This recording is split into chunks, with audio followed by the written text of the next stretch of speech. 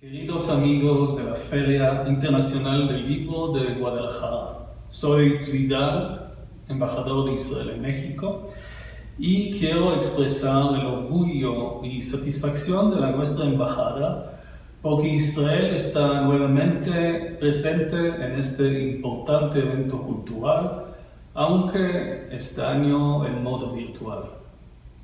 Los invito a disfrutar de la interesante entrevista que realizará el licenciado Diego Labaza, fundador y director del Consejo Editorial de la editorial Sexto Piso, al famoso guionista, director de cine y escritor israelí Etgar Keret, considerado como uno de los más importantes exponentes de la narrativa moderna israelí, en hebreo, donde por medio del empleo de un lenguaje común y corriente relata historias de la vida moderna, cotidiana.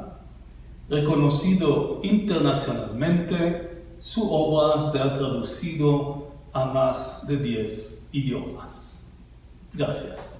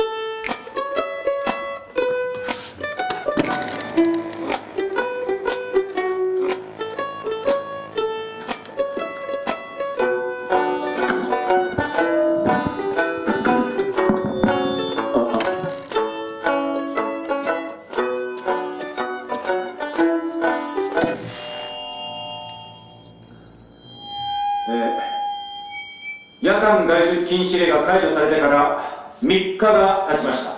しかし、明らかに誰も家から出てこようとはしません。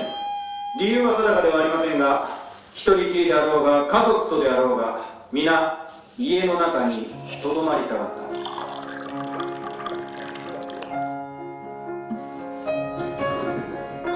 私たち政府は皆さんが適応するために数日間の猶予を与えましたが、事態の好転が見込めないことが明らかになると、もはや選択の余地はありませんでした。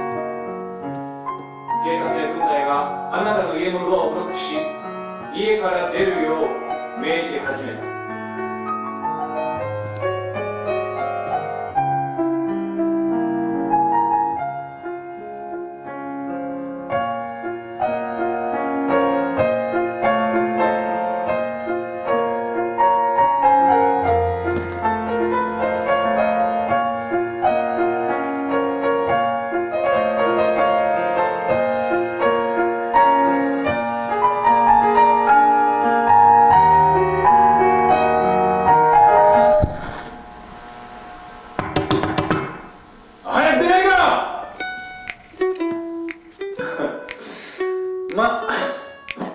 120日間の隔離生活の後なので、あなたが以前生活のためにどのような仕事をしていたのか、それを思い出すのは簡単なことではないかもしれないですよね。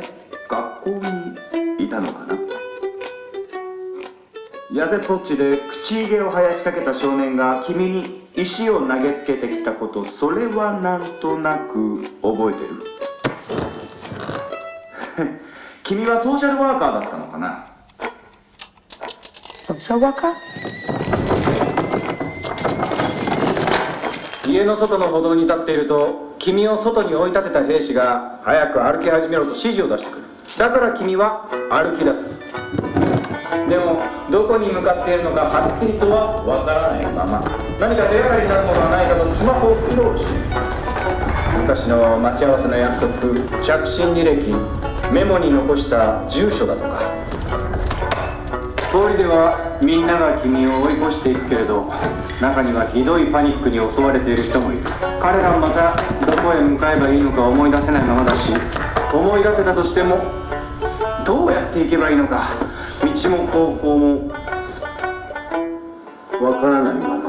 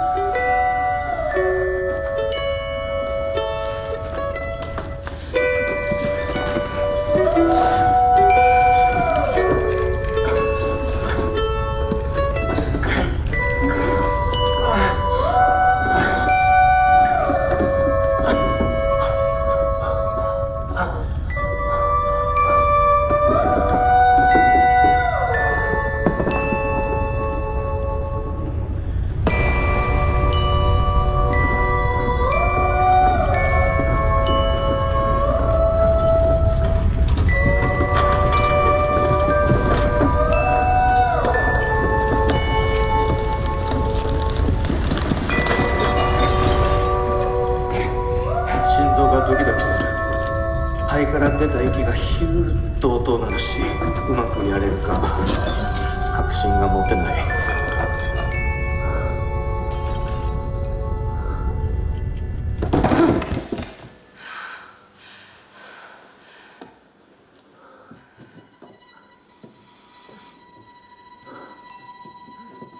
ふと見ると ATM の近くに汚れた服を着た男が座っていて、その横にはブリキのコップが置いてある。こういう状況ではどう振る舞うべきなのか、それはよく覚えている。その男の前を素早く通り過ぎ、もう2日間何も食べていないんですというしわがれた声を聞くと、反対の方に目をやって目線を合わせないようにする。まるでプロみたいに。何も怖がることはない。自転車に乗るのと同じだ。すべて体が勝手に覚えている。そして一人でいる間に柔らかくなった心はあっという間にまた固く戻っていく。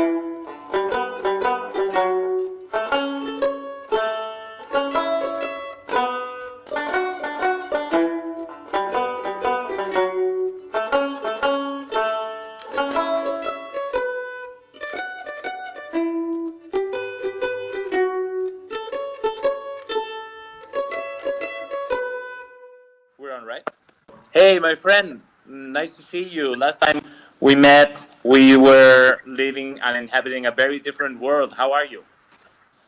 Great. Yeah, I flew back from Mexico in February, where we still thought that COVID was a Chinese hobby, you know? Yeah. And before it dominated the world. So tell me something. your work has been widely known for pushing the boundaries and the limits of imagination.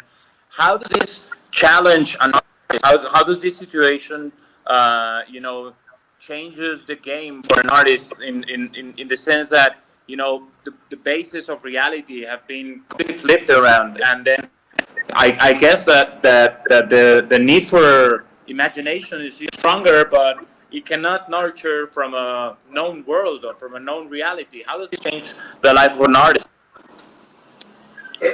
Well, I think, it's very individual, because I speak to many of my friends and I think that everybody reacts to it differently.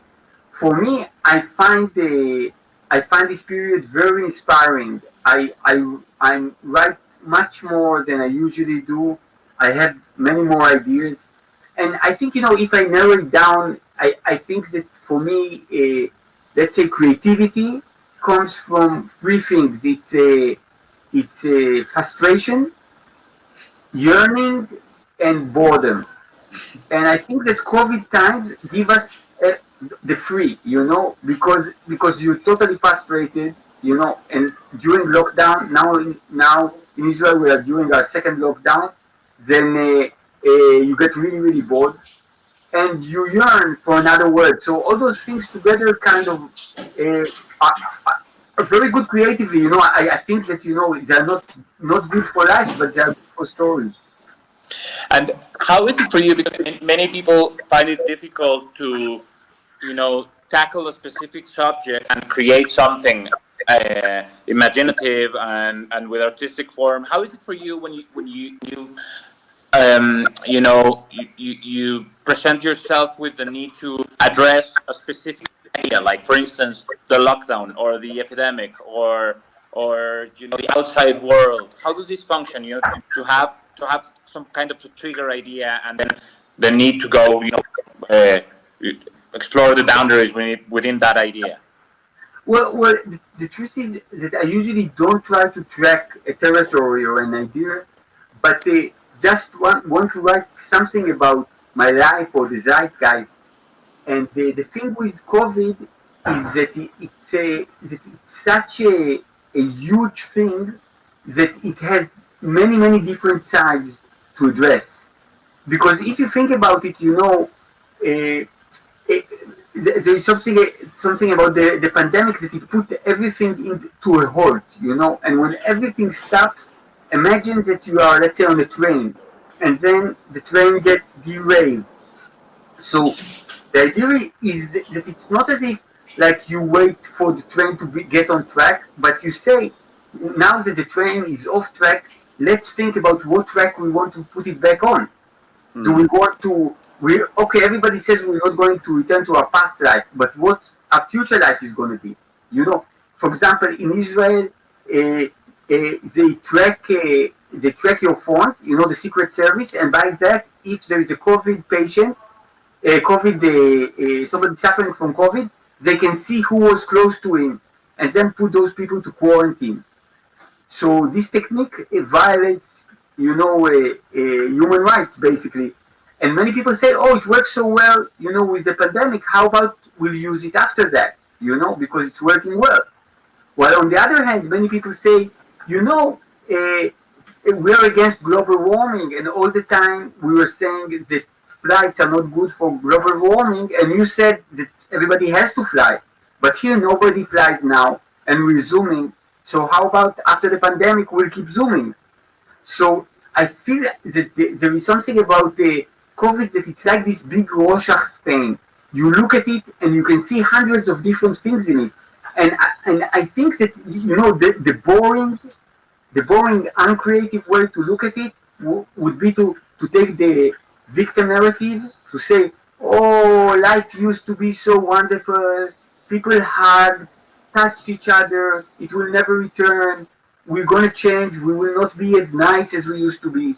And I personally think that we weren't nice to begin with, and that there is something about this kind of nostalgia that puts you in a passive stance, life ran me over, what can I do? Well, I think that, let's say, if I talk about the social distancing, then before COVID, I would hug almost every person I would meet. I'm a hugger. Hey, how you doing, my friend? Ta ta ta. Give me 5 and stuff. Now, when there's the pandemic, then I'm very careful. And when somebody wants to shake my hand, I say, I'm sorry. Let's be careful and stuff. Yet when I meet my brother, or when I meet Uzi, my best friend, I hug them. So for me, it's not that that COVID had stopped me from hugging people. It just put a price tag on hugs. When they were free, I gave them to any asshole passing in the street. Now that they are very risky and expensive, I only give them to people I truly love and cannot control myself and have to hug them. So if you want, I could say, what? COVID saved me from so many fake hugs. When COVID will end, I will know for sure who is huggable and who I can meet outside in the game. So I'm saying that life is the stories that we tell, and I think that for me it's very interesting when you have something so grand to try and tell many different stories. To say, oh, it's like you imagine the pandemic as a big vase. You break it on the floor, and then every time you pick a piece and you draw the piece or you write about that piece, and together maybe all these pieces would make a whole kind of sense. But I was thinking while you were talking about the thing with the phones, that we're always talking about how reality will change, but in some ways it will exacerbate some features of the pre-COVID times, like surveillance or the individualistic times, like the lack of collectiveness. How do you feel that the outcome will be from this? We saw a rise in extremism. Alt-right was on the rise in many countries in Europe, in the United States, in countries in Latin America. We were in many ways an ailing society. The Western society was like somehow sick society. Do you think that this will drive it and push it, towards those same features that were making it ill, or do you see it also as an opportunity to have like a breakthrough and go in a different direction? So I think that really a virus always attacks the weakest part, in your anatomy, and the same goes for societies. So for example, in Israel and in the US, there are two societies that right now lack solidarity. Then there was something about the COVID that ripped those societies apart. I think that this is less true, let's say, for New Zealand and Iceland, that that have a greater solidarity. And you were saying just now a line from a writer, that life is the story you tell, and in this particular story that gave place to this collaboration with Inbal Pinto, the choreographer, there's this specific line in the story. You say, after 120 days of isolation, it's not always easy to remember what exactly you used to do for a living. So this what you're saying now, like knowing the course or knowing what you want to do, and just not knowing if you're able to walk that path. Do you think it holds true for you as a writer? I mean, do you see this as a possibility for examining your artistic kind of yearnings, or the things that bother you in life that give place to your stories? Do you see something switching inside you? So like not knowing exactly what you used to do for a living and having to make new foundations. Well, I think that this for me is true for everybody in the world, maybe except writers, because for me as a writer, my default position is to get up, go to my room, sit down and say, what the hell am I going to do today? Oh, I'm going to be human cannonball and will be shut down. Yeah, I'm going to do that. But the idea is that in most people's life, the most dominant force is the force of inertia. You know, most people get up, put their kid in school, go to work, go and buy something in the supermarket. Now, it's not that they wake up and say, what am I going to do today? Yeah, I know, I'm going to go to work today. Today I'm going to take my son to school. It's not an individual decision. And the idea is that I said to one of my friends, you know, now in the lockdown, you know how I've been living for all my life. Every day you have to wake up and invent yourself and entertain yourself and find curiosity in yourself, you know. And I think that in the story, it says after 120 days, you don't know what you used to work for. So you're only left with your own identity. And the question if this identity is a void or if this identity is actually something that was there all the time but was just covered by the chores that you had to take. And you know, and I know quite a few people that, for example, can't go to work and they stay home and then they say, you know what, I'm going to cook. No, I'm going to cook something fancy. Oh, I'm going to look on YouTube. Oh, whoa, I'm a chef, you know. And it happens to a friend of mine that basically says, you know what, when the lockdown is over, I want to open a restaurant, you know. Bad business decision, but a new love that he finds in himself. But it's like as if existence passes over the responsibility for your identity to each and every individual. They say, no, you know, you're not a policeman anymore, you're not a nurse, or maybe a nurse or policeman, it's not a good profession. But you are not selling booze anymore. You know, you're sitting home, so what are you? You know, and it's a tough question. And as a writer, I deal with it on a daily basis, you know, and it's great fun, but it's energy draining. And when I look around me, you know, when I looked at the lockdown, there were some families that bonded and became amazing. You know, it's people discovering that they love each other, that they love being with their children, you know, that they were never able to because they were at work. And there were quite a few people who got a divorce. After 3 weeks, they say, okay, when we're allowed to leave out, you take your stuff and get the hell out of here, you know?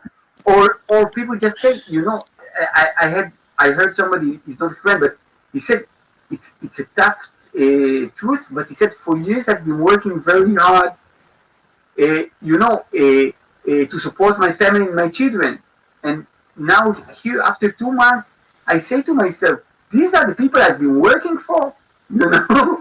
It's like when I'm at work, I'm married to expectation, but when I'm with my kid 10 hours a day, I say, this is the guy, you know, that I'm enslaving myself for.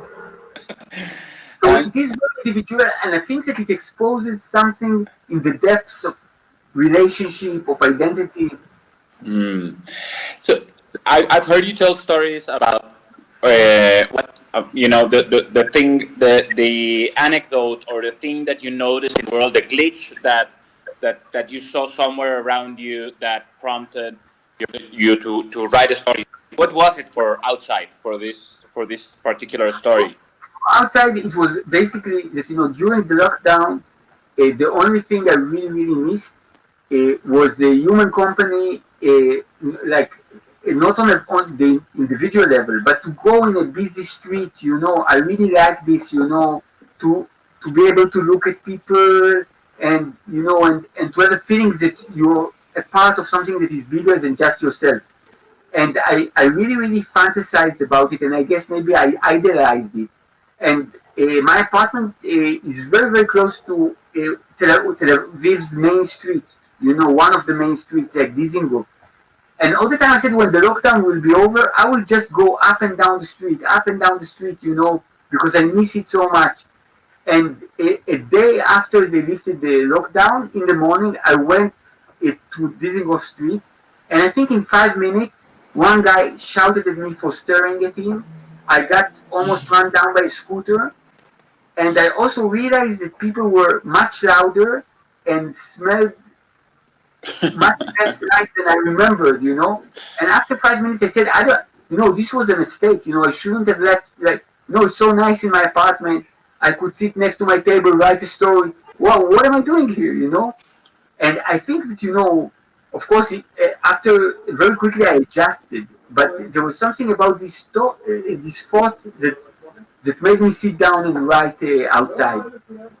Tell us about this adventure with Inbal Pinto. I know that you like very much to somehow switch gears in artistically or creatively, and get to find yourself in a different syntaxis, artistic syntaxis, or just like finding yourself to need to learn new perspectives. And how was it to work with a choreographer, and how the idea came to be? Well, I think that during all the time of the lockdown, I wrote down a lot.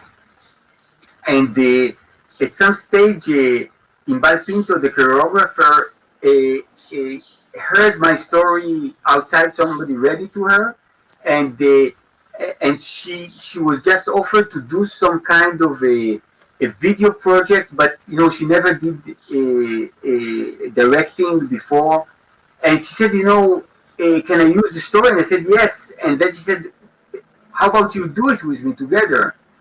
And I always liked her work. And the truth is that with me, when it comes to collaboration, I'm much less interested in the medium and more interested in the collaborator. Because if I can work with somebody who's creative and interesting and a nice person, then it's a very, very good chance for me to learn more about a way of thinking, to learn more about other ways to tell a story. So I would rather do a dance video with a choreographer that I admire than do a film, with a director that I don't like that much, So I think that what came there was this kind of mutual appreciation that we had to each other. And also, there was one thing that, because we had very, very little money, let's say the furniture that you see in the short movies are from my late mother's house. We colored it in green. And if you see it at any stage like a wall moving, then you should know that it's either my wife pushed the wall, or the wife of the dancer, or the husband of the dancer, so everything was really kind of a low budget. But the person who suggested to do this video and this collaboration was from the Israeli embassy in Japan. His name is Aryeh Rosen, and Aryeh was able to get us this small budget, but of course it had to be connected to Japan. And because both Inbal and me have a Japanese connection, I published in Japan, and Inbal made a few projects in Japan. Then she knew Mirai, the Japanese dancer, and we thought that suddenly that there could be something, if we want to talk about loneliness and the difficulty to interact, that it would actually be an advantage to have people who are not from the same culture, not from the same race, don't share a language, just to make this kind of a distance that I felt after leaving the lockdown, because when I left the lockdown and I saw people in the street, they didn't seem like me, So we thought, to take an Israeli dancer and a Japanese dancer and put them one against the other would actually kind of help show the fact how much a human connection isn't the default, isn't a trivial thing. It is something that you have to fight for, you have to struggle for. Isn't there also, at least the feeling I got, also like some sort of reflection or introspection about the notions of being physically constrained to a space and a sense of internal freedom? Yeah, so I can tell you one thing, that the prime incentive that I had to make this video was actually the fact that everybody says that you can't shoot, And I think, I don't think that I'm an all-around troublemaker, but when it comes to art, I think that whenever you have a feeling that somebody tries to limit you, my reflex is, is to struggle, is to shout. So when they said, you can't shoot a movie, I said, okay, let's do a movie, So and I think that the feeling of confinement for me is always mental. So it doesn't matter if I show somebody in a jail. If you feel he's confined, he's probably confined inside his mind. You know, I think that if you ask me to do a film about confinement, it would be about a jogger or a marathon runner or a guy who's working in Wall Street. You know, because I wouldn't want to set the boundaries physically. And when we came to do this movie, the idea was that because of Inbal's style, I was pushing toward having I called it a COVID fairy tale, or Alice in COVID land. You know, this idea of taking her beautiful fairy tale naive point of view and clashing it with some kind of a harsh reality. So instead of trying to create something that is would make hyper-realistic sense, we immediately went towards it was totally allegorical and in a sense abstract, you know, with no sense of space and no pinpointing things in time. And that immediately took all the ideas that I usually have in my stories and put them into something that is more physical, because in a fairy tale, you know, your fear are a demon, you know, and in a fairy tale, confinement is a very small space, you know. So it was kind of interpreting I would say more abstract idea to an almost like a children fairy tale universe. And how did it work? Did you write a script, or did you guys have conversations, you know, to nail the storytelling? How did it work? Have you ever worked with a choreographer before? No. Oh yeah, I think actually Shira and me, we worked with a group called Pilobus in the US, but it was totally different because we worked on something for stage, which kind of creates something.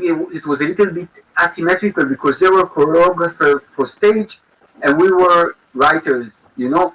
But here it was this universe that Inbal never made a movie, and I never made a dance in a movie. So it was totally kind of, we felt that we both needed the other and at the same time had something to give.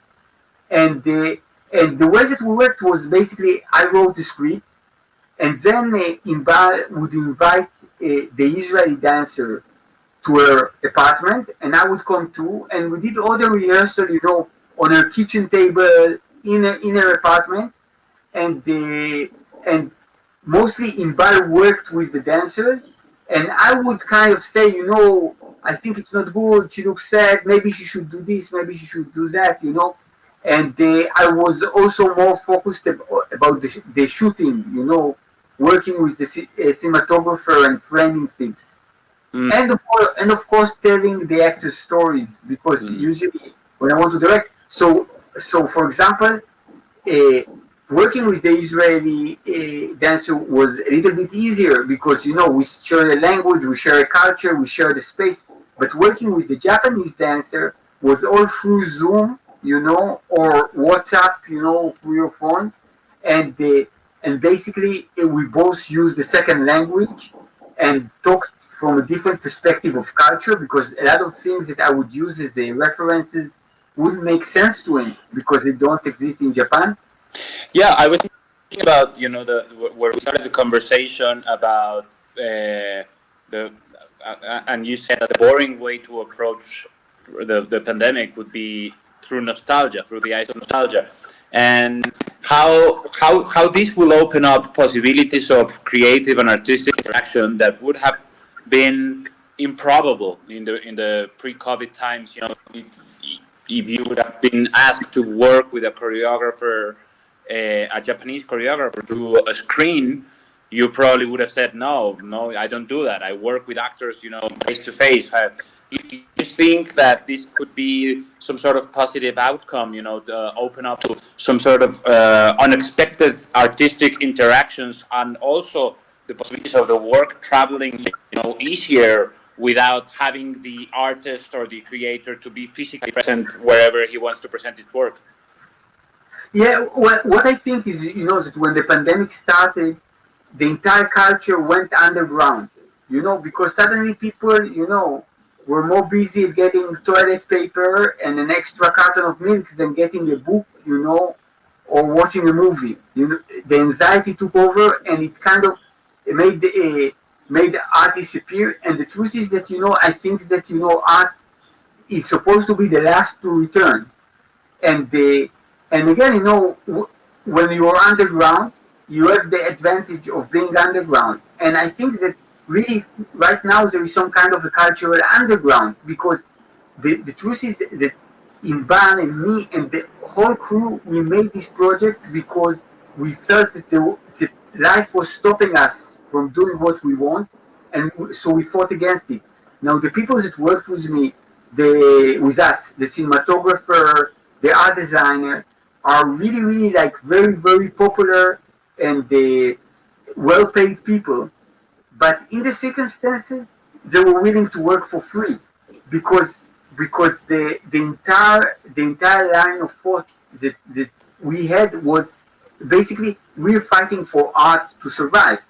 And I think that if I talk about the force of inertia, then I think that for me as an artist, also the force of inertia many times takes place, because I could be home, I don't know, watching Netflix, and then I get an email from the New York Times saying, how about you write a story for us? And I say, oh, okay. And I go to my computer. But the truth is that what gave me the first kick to go and write was because I was asked for a story, for a screenplay, And suddenly when nobody asks you for anything, this is when you realize that this is really your life essence. You know that if somebody would ask me for a story, I will pretend that I'm doing him a favor.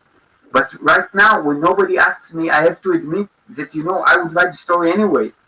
So for me, it actually, I think that I always resist the term an artist, But for me, I think it was the very first time that I really felt that there is that I'm an artist, and there is a big connection between different artists, because the same way that, let's say, if I see somebody bleeding in the street, I will help him because I know that I don't want to die, so this guy probably doesn't want to die either. Then the same way, I think that when I meet a fellow artist and I say, come on, man, be in my production, help me, he says, whoa, man, I know what you've been like, for 90 days, I'm a cinematographer, I didn't shoot anything. Okay, if this is important for you, I will go there for you because I understand your condition. And I think that this dynamic of artists very much like Alcoholic Anonymous, like saying, okay, we're strange people, we need to tell a story, we are the same, you help me, I'll help you, was something that was very much amplified, It's like no talking to agents, no talking, no talking about deals, just saying, bring your camera, we're shooting something. There's something very nice in working this way. You used to travel a lot to places where your books were translated, and you lived in France for a couple of years while doing this series. Do you miss that? How do you feel about just not having that dimension of your life? How do you think it will reshape your professional life towards the future? Well, first of all, if you would tell me a year ago to imagine my life without traveling, it would have been a difficult chore. I would say that I go on trips 15 or 20 times a year, so it's basically like once or twice every month. And the fact is that in the last 7 months I traveled once, a very short trip to Croatia, and I didn't miss it. I think there are specific things that I miss, and that is interacting with an audience, because both in Israel and overseas, the thing I like the most in a reading is that I never get to see people reading my book, I never get to see them having an experience, and I really, really like this interaction and this connection. And I also miss a lot meeting my friends because I travel a lot. I have friends in Mexico and friends in New York, and I'm unable to see them. But I also realize that that there are advantages to being put. I get to spend more time with my family. I get to write more. So it's not good. It's not good nor bad. It's just different. But if you ask me if I would if I have some kind of a yearning to fly over to Guadalajara, for example, where I've been with you at least 3 times, then of course I miss it. But it doesn't mean that what I'm doing now is less good. So this is running in the program of the Guadalajara Book Fair, where, as you said, you've been 3 times and you have a large audience. That your work is deeply appreciated here in Mexico, and people are always very eager to be up to date with what you're doing. So we're going to screen this film project that you did with Inbal Pinto and this dancer from Japan. But what else is up for you? What can we be expecting from you in the next in the coming months? Well, I keep writing stories because that's something I always do. But the other projects that I'm involved in is I'm working on another short, an animation one. I'm working on a TV series which is a kind of a supernatural thriller, a detective story, but with all kinds of fantastical elements.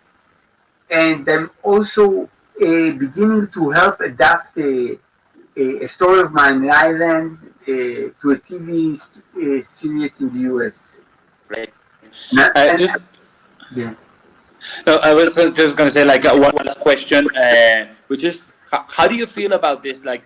Your stories. Just a few days ago, you were telling me that there's a lot of interest on several different filmmakers to adapt one of your stories.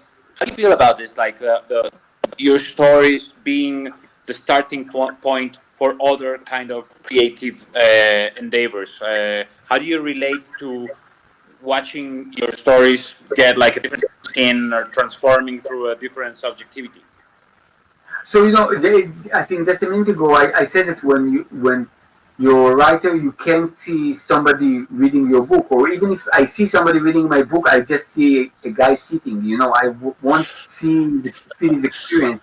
And I think that all those other adaptations are wonderful ways to actually see how somebody read your work. And for me, by definition, a good adaptation it couldn't be like the original story, because if it's like the original story, then what's the point? I think a good adaptation is always an interesting and an original reading of a text. So for me, it's always an adventure. And again, and I don't feel any responsibility for the adaptations. And it's the best condition ever, because if it comes out good, people say, "Whoa, you're the writer! It's such a great movie." If it sucks, then people say, "Oh, this guy ruined your story," So I'm safe either way. But I'm also okay with people doing stuff that I don't particularly connect to with my stories. I think that I'm in a better situation than novelists. I think novelists, let's say if you write 6 books, you have 6 children. I have about 200 children. So if one of them marries an ugly filmmaker or theater maker, then I say, too bad for you, but the other 199 might make it, So I'm very, very open for this experience. And actually, for me, there is something fascinating, because I think that, in the writing itself, it's a process that I love, but you don't really learn how to write better. You don't really get better in what you do. Maybe you do, I don't know, but it's not as if you see a lecture, I don't know if you're an engineer, they teach you on a new technique to build a house or something. in the end, it's just you and your mind and writing something on a piece of paper. So I think that for me, the way to learn things and to advance is both through collaborations, when I have the chance, you know, to work with other people who think in a different way, and also through seeing my stories being adapted and basically understanding something about their potential. You know, I wrote a story called The Crazy Glue, which was adapted both to a romantic comedy and to a horror movie. Now, when I wrote this story, I never thought that there was a horror element in it. But the moment that I saw the film, it made perfect sense. So it's like, you know, it's like you'll be in a situation, and I don't know, and your friend or your brother will say to you, Diego, why are you so stressed? And you say, I'm not stressed. And then you say, oh, look at you, you're all sweating. And say, okay, maybe I'm stressed, you know. So I feel that, you know, the kind of like sending something out and then letting it return, it's like a boomerang, you know. Many times it kind of collects some kind of a new fact that you learned, or a new reflexive understanding on the way back. Great. Well, we're all very thrilled to present this new collaboration of yours. I've already seen it, and it's really wonderful. And I understand what you're saying about not necessarily seeking for some sort of empathic kind of take on what you created, but I think that, you know, the weirdness and the emotional, you know, charge of the story was completely nailed in this film. So I hope everybody enjoys it as much as I did. And thank you very much, my friend, for your time. Hopefully. And I just wanted to say that Inbal Pinto and me, we've made this mini website, a COVID website, which is called outside-film.com. And there, except for the movies, there is like behind the scene, short stories I wrote in time of COVID, illustrations that Inbal made. So if the audience is bored at some stage, look for our website. Great, my friend. So hopefully, you know, vaccine will allow us to have you in real person somewhere in the near future. But you know that you're always very well read here in Mexico, and we're very excited to, you know, share something else from you to your huge readers. To Mexico, I come even without a vaccine. Just find somebody who will get me on the plane. All right, my friend. Thank you very much. Thanks. La la la la la la la